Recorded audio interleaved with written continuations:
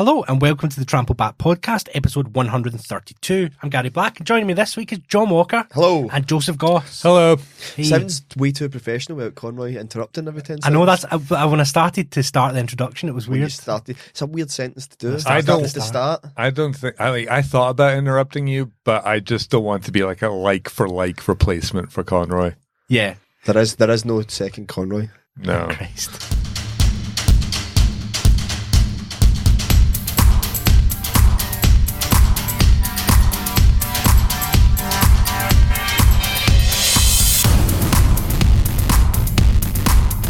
So That's much better when you do it. it is much better when I do. How are Thank you, Joe? I'm okay, thank you. How have you been? It's been a while since we've seen you. Yeah, I've been fine. I've been mostly working, a little bit of gigging.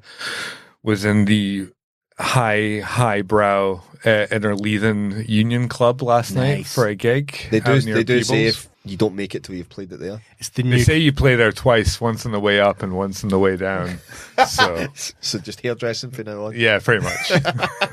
I've heard it called Fife's Cavern. It is exactly like Fife's Cavern, and Yeah. that I'm sure someone has died there. No, it was lovely. It was lovely. The out of the city gigs can be quite nice because they're obviously don't get things like that as regularly, And no Ouija's. and there's no Ouija's. And people all kind of know each other, so there's a little bit of a sort of friendlier thing going on sometimes, and they're just. I wouldn't say it in a patronizing, they're happy to get any sort of entertainment kind of thing. But they These are. fucking backwoods yokels. But like, no, they're just happy to have a night out locally. They don't have to go that far to go see something, and they're usually pretty receptive. And last night was no change. Excellent. It was good. You were supposed to remind me, John. I've been meaning Talk to about say for Spotify, weeks. Gary. Yes. I did remember, when you prompted the reminder.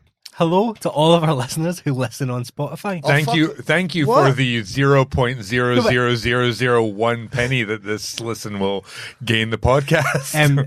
The way that the Spotify system works is their numbers don't get added into the way we use our stats. They're in a totally separate bit. So I was just looking a couple of weeks ago and there's like 60, 70 people every week listening to us on Spotify. So, hello. So that takes us to 80 a week.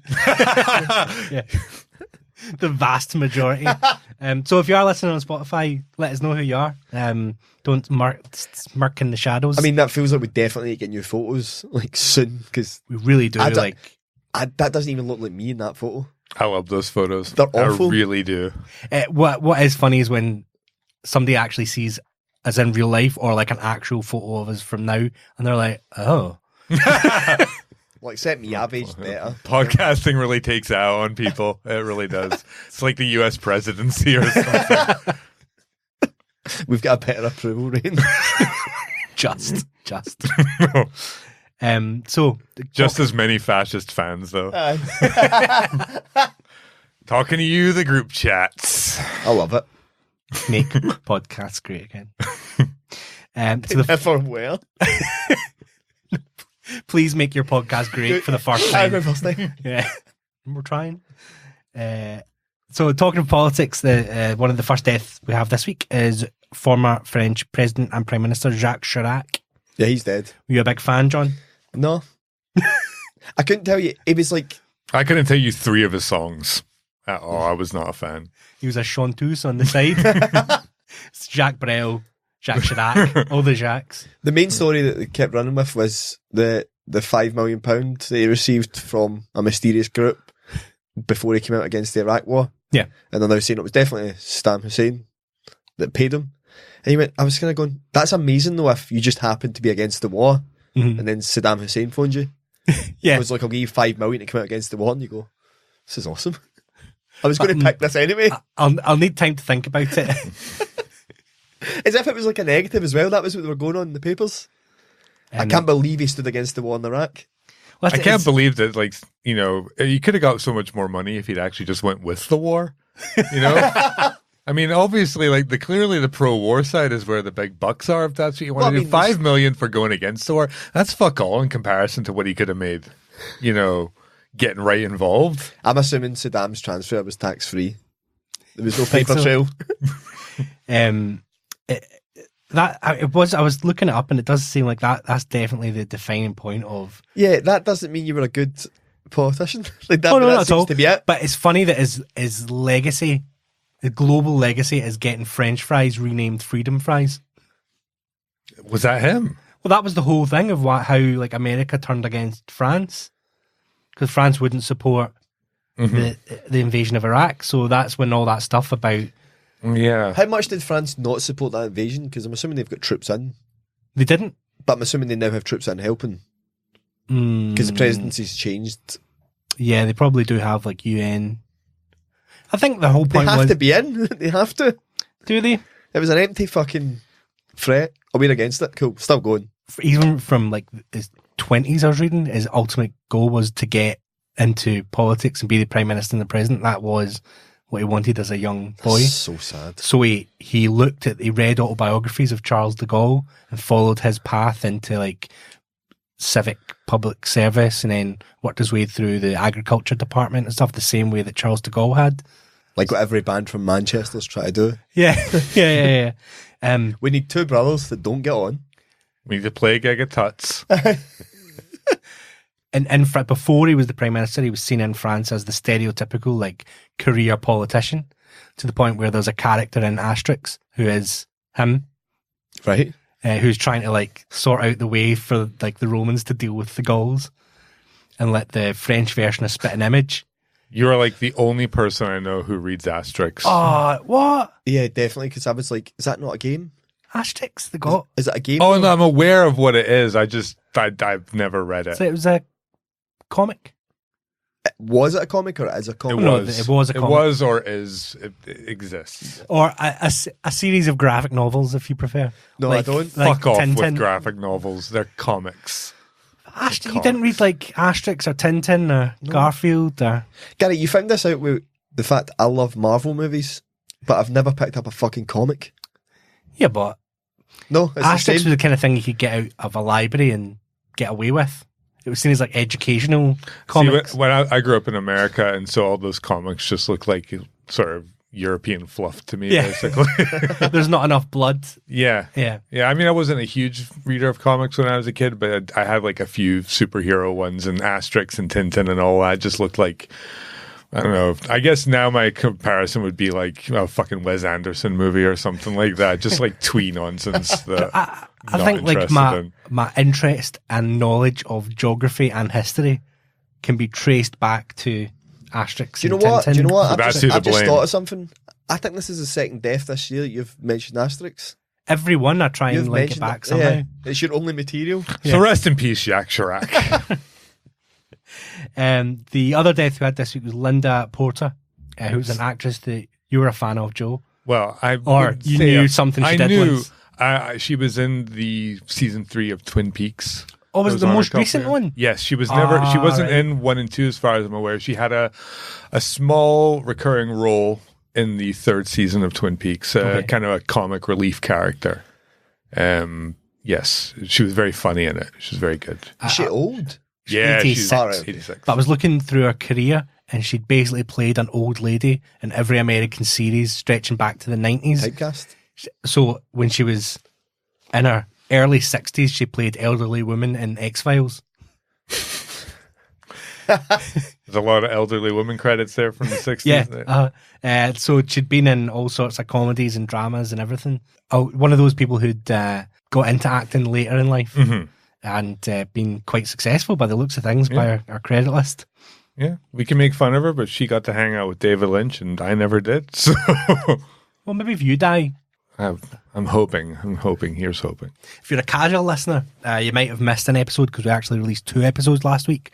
One extra one for International Podcast Week. Day. Is it week or day? Oh shit, it's day. I don't make it longer. It's bad enough. It's bad enough that it's bad a whole enough day. that we're going to have to pretend to care.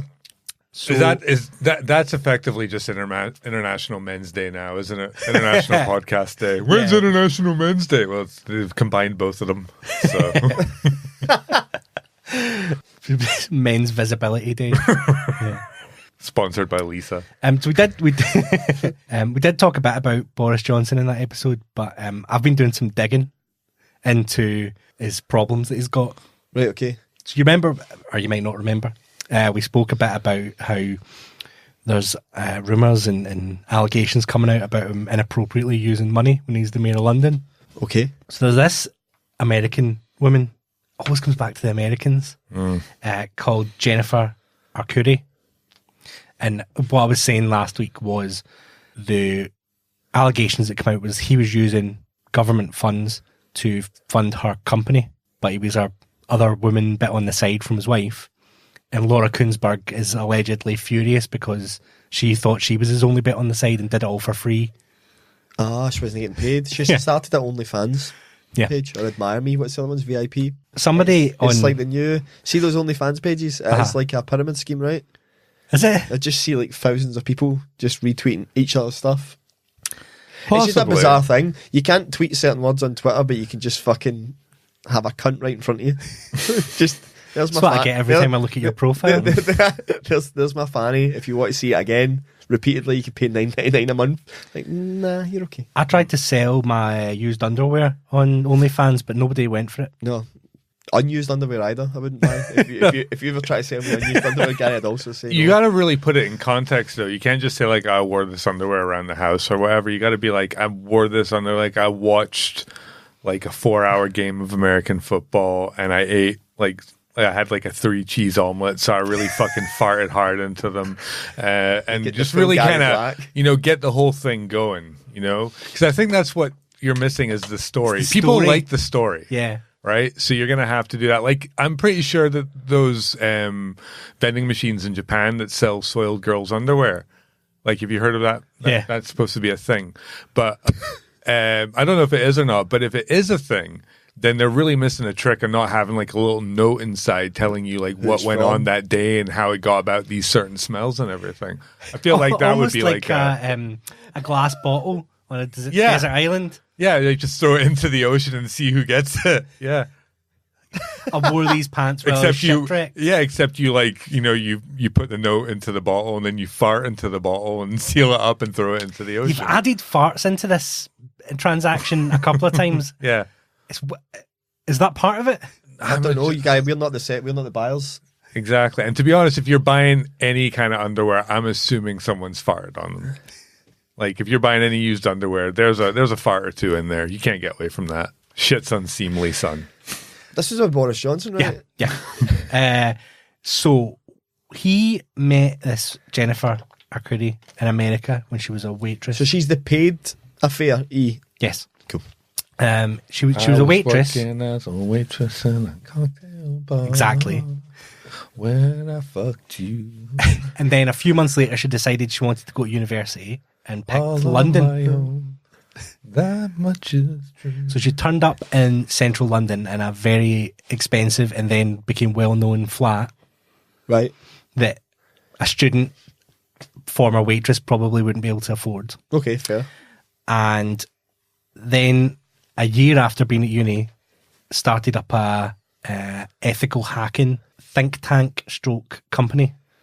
Okay, right, I'm following. Which then all of a sudden started getting lots of government funding to hold informational events for politicians and their associates. Okay. Of, come along to our wine tasting event and learn about ethical hacking. That put her in touch with all of there's pictures of her meeting like Gove and other nefarious conservatives. All the stars. All the fucking stars.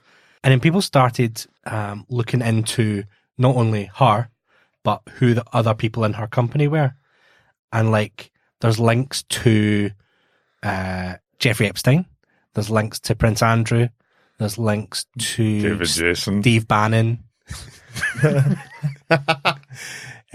So it looks more and more like not only was she banging Boris, but there was a whole way. It was like an undercover way of funding the alt-right. Okay, I mean, in Britain. This is nothing. This won't matter. You spent a lot of time figuring out stuff that nobody will care about, Gary. Welcome to the podcast.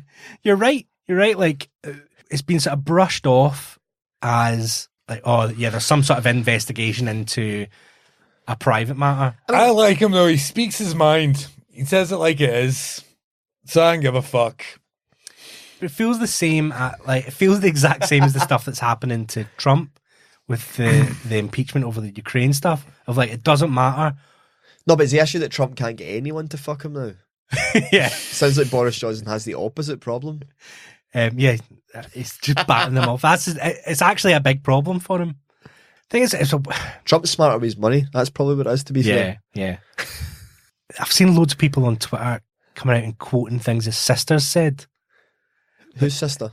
Boris Johnson's sister. He's got a sister? Yeah, Rachel Oh, Johnson. that'd be She's a journalist. But she's a very popular left-leaning journalist. Okay. So she comes out and says stuff like, I think he's feeling too much stress about this and he's taking things too far and he's kind of lost the plot a bit. And people are pouncing on it going, even his sister's been against him since they were teenagers. Yeah, and I mean, the assumption being that because you grew up in the same house, you need to have the same opinions. Yeah. So if she thinks like he's not doing a good job, then that's terrible. Like Gary's big rebellion against his dad was being a Dumbarton fan. Cuts my dad to the quick. But yeah, the whole thing with Trump is like, you know, Who's he in trouble with? Is it Russia, Mexico? Ukraine. So Russia light? Ex-Russia. Ex-Russia. Russia light. We're fine. He was on the phone to the president of Ukraine. Current or... Current. And the American government... What's that president's name? The president of Ukraine. Oh, cool. So that's his official title. Yeah. President Shevchenko. Yes. See? Vice President Rebrov. The American government had sanctioned funds to support the Ukrainian military in their fight against Russia in the season of Crimea. Okay. And Trump kind of insinuated on the phone that if they wanted that money that had been voted to be given to them, he would like them to do them a favour and investigate Joe Biden and Joe Biden's son who works in the Ukraine. Well, I mean, he's allegedly done it before, so why wouldn't he allegedly do it again? Well, you say allegedly. What then happened was somebody in the White House leaked the actual phone call. Oh, yeah. Did they not also have to cover up phone calls afterwards that he'd had? Yeah. Like restricting access to other phone calls he's made to other different presidents? So not a thing about recording in the White House? Pretty famous. I'm sure there was something before. yeah. Well, that's somebody said it's like Watergate, but just way more stupid. Because nobody tried to cover their tracks at all. But that is how you could class most things that happen nowadays. Oh, it's like this thing that happened 50 years ago, but everyone's much dumber. Yeah. So in the face of all the evidence and transcripts, but he's just going, yeah, that's just a left-wing conspiracy against me. And then people just go, yeah, that's right. But it works. It's going back to the media thing, right? See if they do it on little stories, it becomes really easy to manipulate on a big story. Where you go, this isn't a deal. There's nothing happening here. Remember when they did the story before? And that wasn't true. That one story wasn't true. And that's the reference point for everything he does now. And it is actually, I believe him. Like, see if I didn't hear any tape, I'd go, hey, probably is made up. Probably just overreacting. It's probably a throwaway comment. I mean, it's very hard to talk about Trump now without just feeling like we've all spent the last 5 years just constantly going over it. Same with Brexit. And this is interesting because all you're trying to do is just go over facts. And if we could all just take our time and just look at the facts of Trump as opposed to constant hyperbole from either side. Like, I go back to visit my parents now, and when I would go back to visit them before, television's on, but it's kind of flicking through channels, we're talking, whatever. Ever since Trump was voted in, even before the inauguration, since he won the election, every time I go back to visit my parents now, CNN is on constantly. And CNN are very anti-Trump. But they sell it in the exact same way that Fox News sell the pro-Trump stuff. Yeah. It's never off the air, constantly going after it, but it is hitting that more emotional side of things as well. And that's how they get their viewers. But it's very frustrating because you can see why people then go for him, because they're going emotionally at it. And that's the harder thing to fight against. Whereas if you just laid out all the facts all the time and said, like, well, here's all these calls from the White House that have been restricted. Here's all the stuff that has come out that is true that we can validate. If you could just stick to that rather than doing the emotional thing on either side, it might work a little bit better. But I guess in that way, mean- it's kind of similar to the Scottish independence thing of It's a like team. people don't want to be wrong about something. So no matter how much evidence that should be able to change your opinion, people just get deeper and deeper and going, well, no, that's all lies because I know how I feel is the right way. I don't know if it's necessarily people feel it's the right way, but they maybe don't want to feel like they've wasted it, regardless of somebody whether it's the lied to right them. or wrong thing, or somebody Yeah. did lie to them.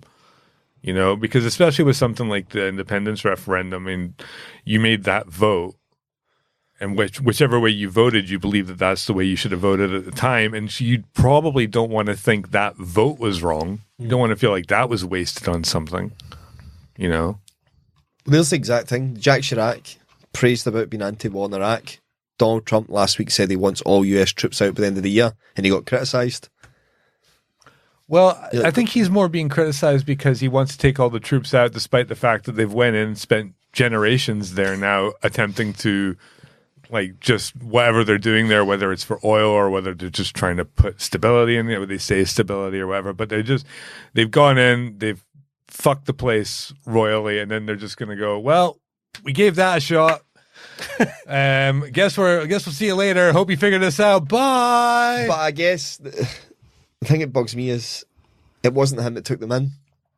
No, it wasn't him that took So them for him in. to go, it's not my fucking problem. But his institution We're took it in, trying to though. build hospitals and schools now. Wasn't it me went there first, right? We've just ran it over. No, We're now but trying to build you're the now pe- in charge of the institution that went in, so But the you don't. people- It doesn't completely absolve you of any But responsibility. like it's constantly like building a school bombed by a terrorist group. Right, cool. We'll try and build a hospital bombed by a terrorist group. There is a point where you need to go, aye, no, we're taking everyone out. We're defending something that's not there.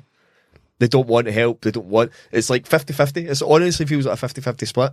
My mate Ewan's over there working and it's just bomb after bomb from about a mile from his compound.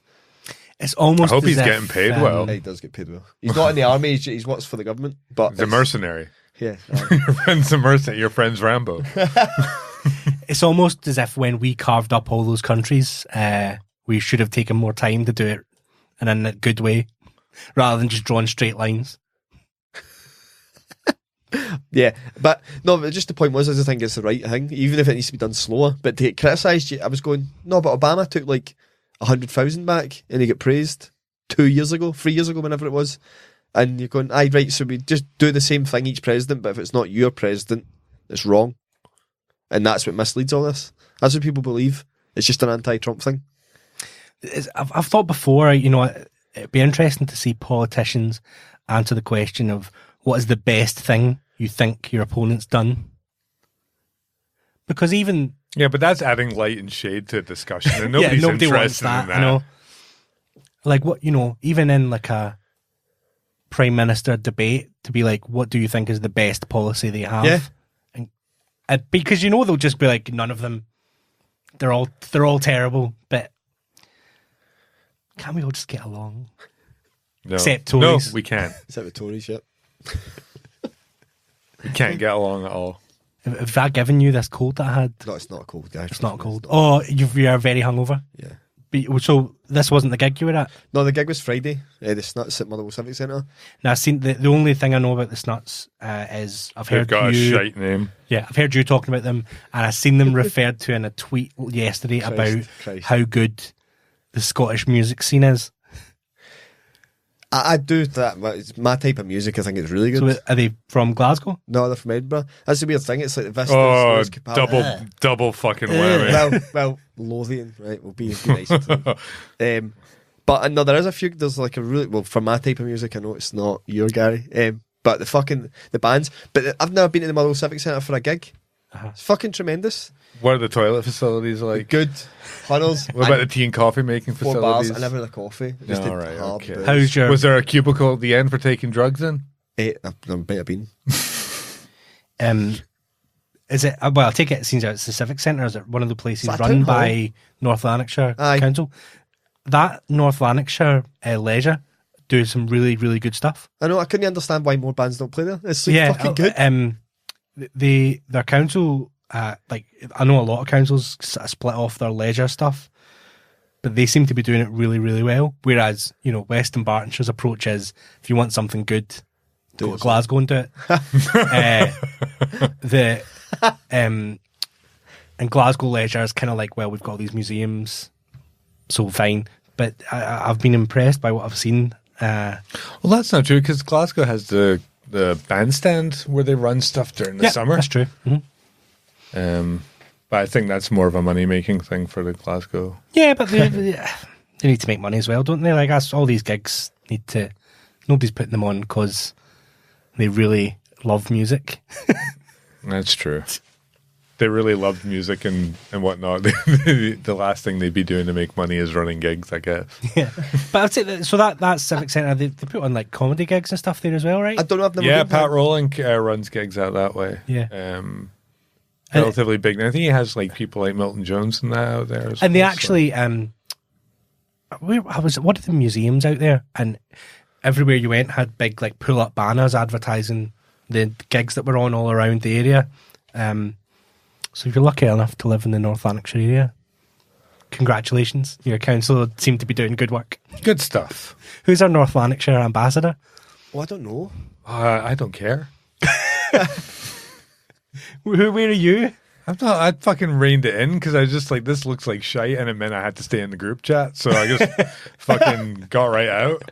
I'm pretty sure I was voted out by the UKIP backing candidate or something like that. What's really interesting in the group chat is since you and Vonnie left, it's actually simmered down to quite a nice... I like it. It's been all right. I enjoy it. So there's only like one picture of a gollywog a week or something like that goes in? Or there's a vetting process now. As long as there's thought behind it. All right, okay. As long as it's satire. In fact, right, can we talk about this? This is one we've not got on. Okay. Have you kept up with any of the Bernardo Silva story? I have no idea what you're talking about. It's no. No, but I've seen some headlines that there's some criticism of thingy. Bernardo Raheem Sterling. What, he said something? Yeah. Okay, right, you do it and I'll tell you what I know. Bernardo Silva and Bernardo, who is a black footballer, they're like best pals at Man City. But I'm guessing, as with any close pals, there's some fucked up chat that goes on, and it appears what their fucked up chat is being racist towards each other. Yeah. So, which to me is absolutely fine if you keep it private, and it's you don't find it offensive, you don't find it offensive, so it's fine. But he tweeted a picture of like it's a Spanish cartoon, and it's like a wee black African baby. I believe that cartoon is Conquitos or something. Yeah. And he put a picture of Mendy up, like a picture he's found at Mendy's house of him as a baby, and put the two pictures up together. He's like, "You're so cute." And then he must have been off his phone to go to training, and his then came back and realised that like every fucking news story is just Bernardo Silva being called racist. And he doubled down, like properly doubled down, and he was like, "Nobody can take a joke now." And he went double down again. They're walking out the changing room. Man City's like gear that they get on the bus with is just black shorts and a black top. Uh-huh. And he's like videoing himself with Mendy behind him. He goes, "Why have you not got any clothes on?" Fuck's sake. On his Instagram story. But Mendy's then doing it back to him, where he's like found a picture of a wee random white baby in a cartoon and goes, "This is you." So they're both like just going, they're not like, it just feels really weird because none of them are backing down. Where they're going, no, this isn't offensive chat. This is the way we talk to each other, and this is the way we'll continue to talk to each other. Yeah, did the Rat Pack not do shit like that with Sammy Davis Jr.? That was just bullying. All right, okay. Well, there was the joke. Chris Rock and Ricky Gervais and Louis C.K. talk about that on one of their with Seinfeld on one of the podcasts, and they're going like they're chucking the M-word back and forth, like comfortably to each other. Yeah, you'll notice that Seinfeld said, "I don't use that word though because I don't find it funny and don't necessarily need to." Yeah, he did. He said something withering, like, I guess I just haven't found the humor in it. Yeah, I mean, that's bolder than I mean, this is gonna sound really bad. Granted, I don't know many black people in the country. I really don't. But if I did have any black friends that I spoke to regularly, I wouldn't be chucking around the N-word or anything like that. I wouldn't be sending them pictures of like the gollywog still for sale in the Barras market or something like that and being like, "Hey, downed your family." Like I wouldn't be doing shit like that. I really wouldn't. Yeah. I'd maybe just be like, maybe not. But yeah, there is definitely a thing of like with your close friend group, it's funny to be inappropriate Yeah. because they know you have a history. If they go, well, the inappropriateness is funny because that's not what they really think. Yes, but the point I was trying to make to people was, it doesn't really matter if Mendy doesn't find it offensive. If I know one black person that says to me, "No, that's fucked up," then I go, right, cool. Yeah, that's probably the right opinion, because you don't know Bernardo Silva. You're not pals with Bernardo Silva. And the Spanish don't really tend to have a... Well, he's Portuguese, but pretty much the same thing. I was waiting for that. So happy. I walked right into that. I feel bad now. Fucking outdone by Walker. But that he's hungover as well. Jesus. But that was the thing. John Barnes. How did John Barnes become the go-to on racism, by the way? He's black. I mean, you've got a good point. When was the last time you seen John Barnes interviewed about football? I know. That's what I'm saying. He was talking about the Muslims in Birmingham. And it was like on ITV. Like, he wasn't even on Sky Sport. At least this time it was on Sky Sports News. Yeah. Talking about it. But it's like... I think if John Barnes hadn't attempted football management, he might still get spoken to about football. That's so true. That's been wiped from history. Didn't happen. It's like, does anybody talk to Mark Haitley about football anymore? Do we all just remember him managing QPR for half a week or something like God. that? Raheem Sterling was interviewed before the weekend. Okay. And asked what he thought about the whole situation. And he sort of went, well... Why am I talking to the media? Because you've all vilified me for fucking months now. It was like, well, whatever, if it's a joke between them, that's up to them. So then at the weekend, all of the press attacked Raheem Sterling for being a hypocrite. He's not, though. He's right. Yeah.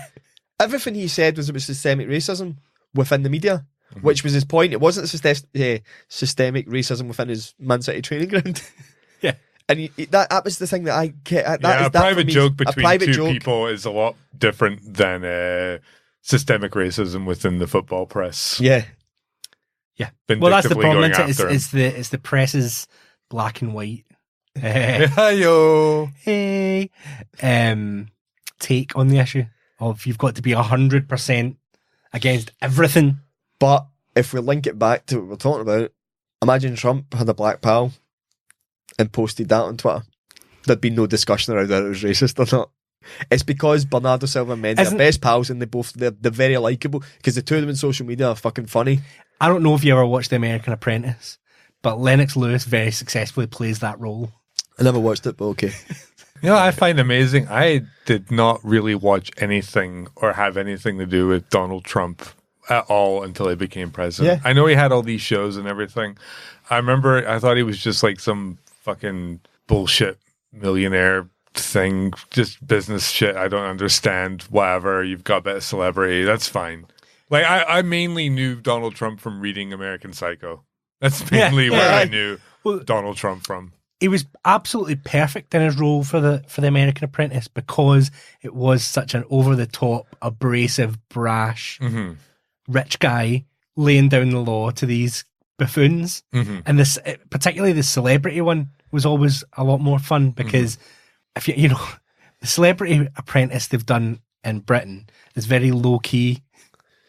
The ones they did in America were like raising, like Sylvester Stallone would turn up and donate $1 million to the thing. But that's always been the case, though. The American stuff is always way more over the top. I mean, if you go back to like, you look at footage of Top of the Pops from the 70s, and it's just like a fucking grim warehouse hangar that they film all these like fucking Dave D, Dozy, Mick and Titch and stuff like that. Like, they film bands like that, and then you go over to America and it's fucking American Bandstand and Soul Train, and it's just like, it's so much cooler. You know, the TV shows over there have always been way more brash and stuff. Yeah. Better production values. Great British Bake Off. I wonder fucking if you cuts at 10. I wonder if you film your show in a what the 10. fuck's happened to Noel Fielding? I used to respect that man. I used to love that man. I used to think Julian Barrett definitely had all the talent in that group, and now I'm positive. That stood the test. That did stand the test of time. I can't stand Joe Wiley. I still fancy Joe Wiley, though. And it stems from the first episode. The Conscious of Women, Gary? No. The first episode sure? of the That doesn't help. I mean, it definitely doesn't help, but The first episode of The Mighty Bush I watched on its original air date because I'd heard it was going to be good. you're so cool. I know. I watched it on BBC Three. I was in at the ground floor, and it was like that thing when you like a band and they become successful, and you're like, oh. Well, they'd already No, had successful see Fringe that- shows, see so that? that was you jumping in. That's You're effectively jumping exactly. in at seeing them in the arena stage at that point. Yeah, yeah. Gary, you've mentioned this a few times, and it's the most backward thinking of anything that anyone's ever said, that you would be annoyed. Would you stop doing this podcast when it becomes successful? Yeah, because I wouldn't feel it was cool anymore. Aye. That's all right. I'll just do it instead. Aye. You can start we'll make the money together. Yeah. Yeah, I only liked it when it was set in a zoo back in the good old days. But when it, after the second series, when it had become really big, they did a documentary about like where they'd come from and their Fringe shows and their success before I latched onto it. And Jo Wiley was interviewed, and she said, "Oh, when I first saw the Mighty Bush, I couldn't stand it. I hated it. And then, but as I heard more and more people talk about how good it was, I realised that I actually liked it." All right.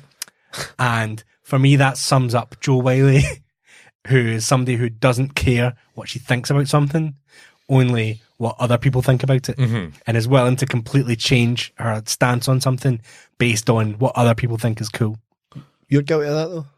On the opposite way? I will give things a shot if there's enough people I know that we've respect it. We've just But, undercovered Gary's real problem in life, though. He's just slagged himself. Yeah. If other people like it, Gary won't give it a chance. I mean, I give things a chance. I was just, I will go back to things and give it another shot if there's enough people whose opinion I respect. It doesn't necessarily mean that it changes my mind, but I might soften a little bit. For example, I tried to watch Simon Amstell's new special on Netflix, and I made about 12 minutes in, and I decided it really, really wasn't for me. So I turned it off. But there's enough friends of mine that have said it's really good that I might go back and give it another watch and try and watch it with a little bit more of a, don't cut it off after 12 minutes, see where it goes, see if it gets any better.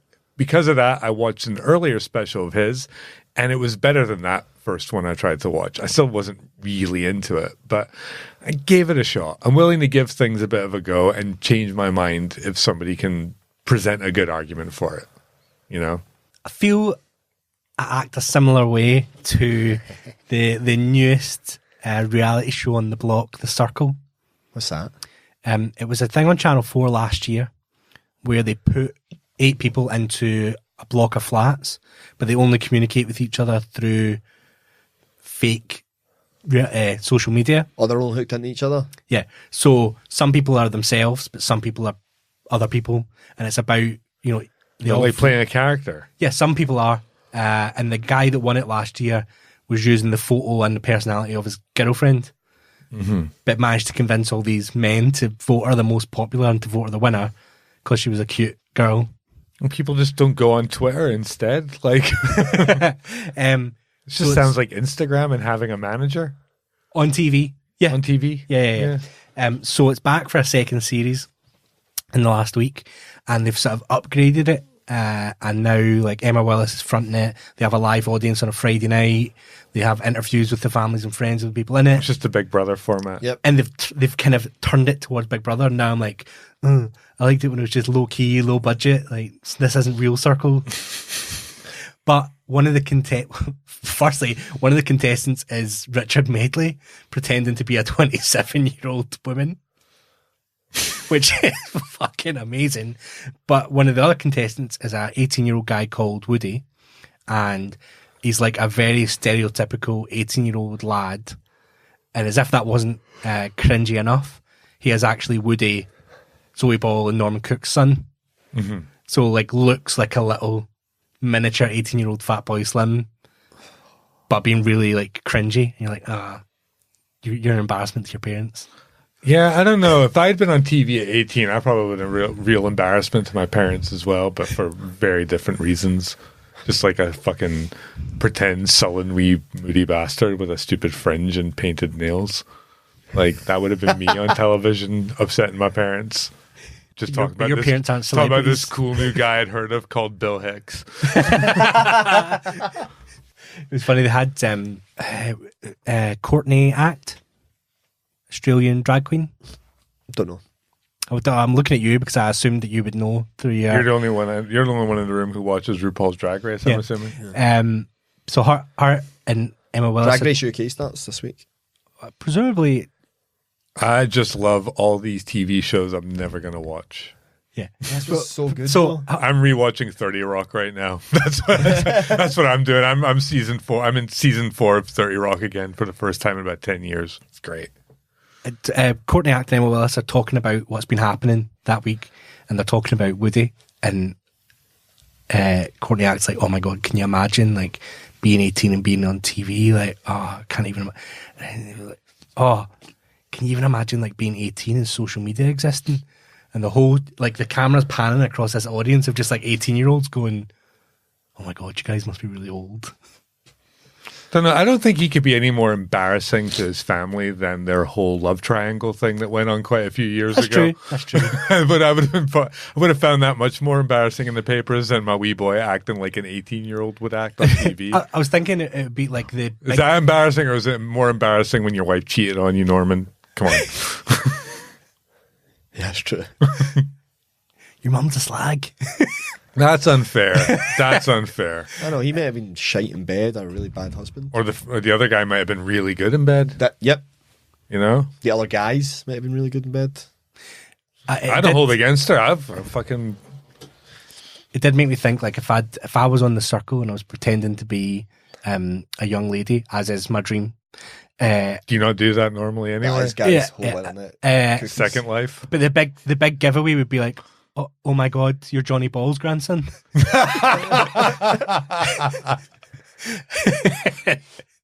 Like, wait a minute, something off about you. But it's quite weird. Like, nobody's obviously they set up like a profile, so there's pictures of him, but nobody's gone like, oh, that's weird. That kid looks exactly like Norman Cook. Do people know who Norman Cook is now, though? Do they not? Is that what it is? Because if you're saying the audience is full of 18-year-olds, like, I would assume a lot of 18-year-olds don't know who Norman... Because, like, Praise You was 1997. Yeah. That's a very There's good a point. lot of folk who, you could still say Fatboy Slim. People wouldn't get the... Yeah. My dad was a musician 20 years ago. Man, we're really old. Yeah. Yeah. Oh. Yeah, I'm cool with it now. I'm all right with it. Like, you see, John's here still trying to keep up with the kids coming in here hungover and everything. Look how much pain I'm in. Like, everything hurts. I had one beer last night, only in service of a part of my set. like that was it. Like, I don't even have the mental will to keep up with the kids now. Never mind the physical ability. You know, I don't go to the gym because I'm trying to get buff. I'm going to the gym so that I don't fall over when I'm 44. Which isn't that far away. No. I still dress like I dress now like the cool teenager I wish I was, though. I feel like that's how I dress now. Like I'm trying to hang on a little bit with just dress sense. Everything else, I'm happy to go home after work and sit in my house on a Saturday night and like have a solitary beer and a pizza and just be that old guy. But I don't want to look like it. I don't want people to know that I'm the old guy when I pass them. I seen a really good thing online the other day. It was saying, you know, if you had 45 seconds to phone the 18-year-old Jew, what would you tell yourself? I wouldn't. He wouldn't fucking answer the phone. I never answer the phone. Was it all these people were like, oh, I would say invest in Bitcoin, you know, and then give them all the dates to take all your money out and reinvest it on this date. And then somebody was just like, the 18-year-old Jew would basically be like, who the fuck was that? And never think about it ever again. No. Mate, I would phone 18-year-old me and go, in 6 years, there's going to be a guy called Gary Black that asked you to start a podcast. Say no. Actually, my favorite answer to something like this, I'm going to do a little John Walker here, was a favorite comedian of mine talking about when he started, he was always kind of thinking like, you know, I would want to be the 18-year-old me's favorite comedian. That's what I would want. And now that he's 40, he doesn't give a fuck what the 18-year-old him thought about anything. Why would he care? He has nothing in common with that guy. And I kind of feel the same about that wee guy, that wee 18-year-old me. Also, you would be like, right, grab a pen. Hang on. Hold on. Find it fast. I've got 45 seconds. Listen, it's really important. The Deftones won't be good forever. Marilyn Manson's going to get really fat and he's going to look like Peter Cook right before he died. And your Lost Prof albums, stop listening to them. They're going to try and bring back Supermarket Sweep. You have to stop it. Did you ever watch? There's going to be like 7 Jokers. There's going to be like 7 Jokers and you're not going to know which one's the best one. It's the 1966 one. Is it fuck? I mean, it's fun, but the mustache, I can't get past the mustache. Did you ever listen to Between Two Ferns or watch it? No. Never? Never. No interest? Not no interest, just I didn't have at the time, I was very anti-piracy and had no way of legally watching it. Right, okay. They've done a movie all about it. Okay. So the idea is that he's trying to get it on network, and Will Ferrell's in charge of the network. So it's almost like a Gary Shandling style. Kinda. And Okay. it's fucking really, really good. Like, after the Hangover movies, Zach Galifianakis was like in your face. I've never seen any of the Hangover movies. See, you're missing out. You're doing the exact thing that... Because they're too popular? Aye, yeah. The first one's... I saw the first one. It's That was good. pretty good. I mean, Bradley Cooper carries the movies, but they're really good. I didn't bother with the second or third one. They're not great.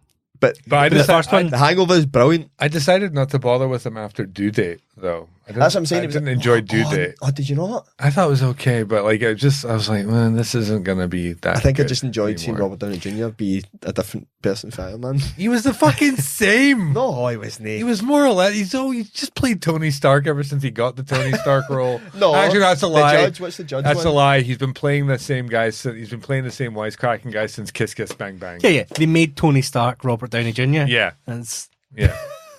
They saw Kiss Kiss Bang Bang and they went, that's who Tony Stark is. Have you seen Kiss Kiss Bang Bang? No. You would really like Kiss Kiss Yeah. Bang Bang. Yeah, it's very, very good. I will add that to the list. I can't watch it. We've got a movie night tonight. That's how I'm curing my hangover. You should watch... What are you watching? We're watching Shazam. Kids' Choice. Oh, okay, fair It's enough. good though. I've already seen it. For a kid's choice, that's fair enough. And maybe Paul. Not seen Paul before? Oh, that's the Simon Pegg Yeah. one. I think I went to the cinema to see that. Wow. Well, I assumed it was... That looks you know, like it looks like the movie equivalent of listening to a fucking, I don't know, Medina Park album or something like that. But it was what they did after Hot Fuzz, so I assumed, well, the trailers can't give the full story. There must be more to it than this. I was wrong. Spider-Man's back in the MCU. I've seen that, yeah.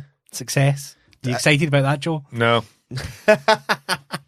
No, I enjoyed the Marvel movies for what they were, but I remember thinking after watching Endgame, I might just be out. I might be done. My mate Beatty's been like this. Yeah. He's like, I wish that was they just boxed it up and went. Like, there was the perfect timing when they came out. It was like, what was it, 10, 12 years ago? So I'm mid-20s. I've got loads of disposable income. I like dumb shit. I get stoned all the time with my friends. We can go watch Spider-Man movies and shit. It's fun. But now I'm sort of at a point where I just don't know how many more 3-hour cinema visits I've got to watch, like, just a bombardment of CG. I just don't know if I've got that much more in me. I even skipped, there's quite a few before that came out before Endgame that I haven't even seen. And there's really? quite a lot of them that I've forgotten about. Like Doctor Strange. Like, it was, I think the best way I could describe Doctor Strange is like serviceable. It happened. It was a microwave meal of a movie. And it kind of gave you just enough backstory that didn't really matter for seeing him in the other movies. Yeah. So Well, that was always the problem, isn't it? It's balancing. Honestly, I think I'm out. Plus, as well, I'm really into like movies that last less than 2 hours now. That's my new jam. It's really hard to do that now, though. I saw a great movie recently called Sorry to Bother You, which was like an hour and 40 minutes. And that was phenomenal. Hour and a half used to be the movie. Yeah. And a fair movie would have been massive. And now it's just like 2 hours 20. It's why I've not gone to see Once Upon a Time in Hollywood. I'm just going to wait until it's in my house. At some point, I don't want to. I can't sit in a cinema with more people taking their fucking shoes off and stuff like that. I just can't do it. Mate, my socks are always clean. I don't care. Your feet aren't. My feet are clean. I doubt it. I doubt it very much. Probably not today. I want to banhammer. Fuck, the word's just gone out of my head. What's the Jobsworthiness? I want to banhammer Jobsworthiness. Okay. Only because this week I've had a rough week, so I want to ban it. In my shop, everybody else that works in my shop is currently right now in Las Vegas for a barber convention. and there was talk of all of us going, but it would have been... And you stayed to do this? And not the podcast, dear God, no. I'm not a fucking loser. But everybody, it was talk of all of us going, but it would have involved shutting for a week over pay weekend. And I'm no Richard Branson, but Business 101 to me would suggest maybe not doing that. So I am the sole person in my shop until I've been in there on my own since Wednesday. I did Wednesday to Saturday on my own. I will now be doing Tuesday, Wednesday, and Thursday on my own as well until they get back and get over jet lag and come back to work. And that, to me, feels like the utmost jobsworthiness that I could have done without. Because I've been so fucking busy. It's untrue. I've been starting early, working late. I'm just knackered. I'm just so tired. No, here in Glasgow will go uncut. I mean, I'm also 36, so I'm just tired all the time anyway, but I'm really tired. And if I didn't have this kind of jobsworthiness, I don't know if I would have enjoyed going to Vegas that much, but I might not be as tired. Well, the thing is, those kind of conventions are usually not at all fun. They're useful. They're useful. I went to one in Connecticut earlier in the year, and I had a good time, but I don't know if fun's the right word.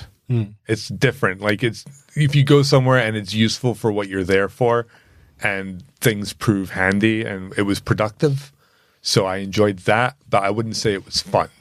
I have this really weird image in my head of somebody like barbering, but like spinning the razors like a cocktail waiter. And just like, hey, well, I can do that. I can do that with my scissors, but it's a bit unnecessary.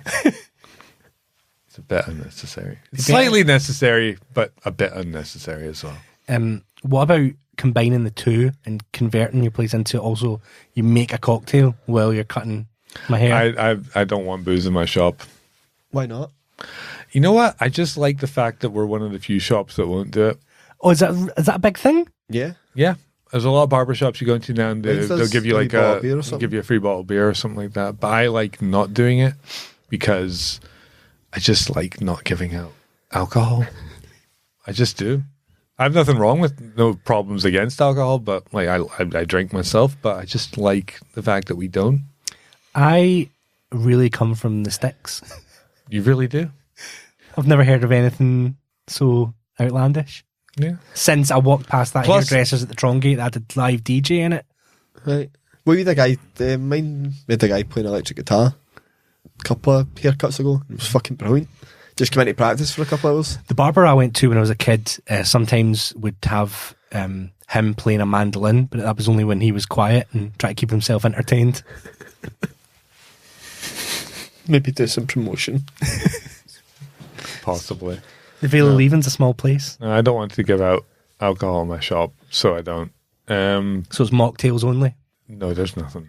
There's nothing. I might buy a coffee machine and put that in the waiting area and let people do that for themselves. And I might. There's a couple of things I've been thinking about doing, but I don't want to give out booze.